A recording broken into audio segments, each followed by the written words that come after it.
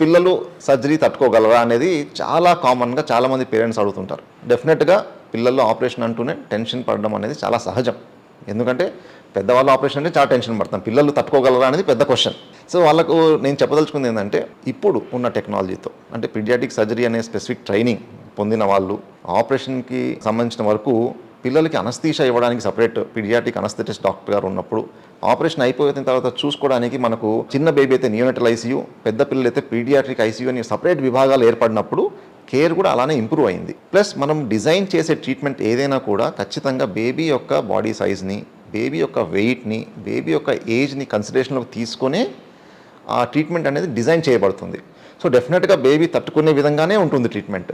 Sick baby డెఫినెట్గా crash అయ్యే అవకాశం ఉంటుంది. కానీ యూజువల్గా జనరల్గా చేసే సర్జరీస్ అన్ని వాళ్ళ వెయిట్, ఏజ్ గ్రూప్ అన్నీ కన్సిడర్ చేసుకొని డిజైన్ చేయబడతాయి కాబట్టి అంత టెన్షన్ పడేది ఏమి ఉండదు. అది ఈ కాలంలో అన్ని అడ్వాన్స్డ్గా ఉన్నాయి. ప్లస్ ఐసీయూ కేర్ పిల్లలకే సపరేట్గా ఉంటుంది కాబట్టి డెఫినెట్గా రికవరీ చాలా బాగుంటుంది. సో అంత టెన్షన్ పడాల్సిన అవసరం ఉండదు.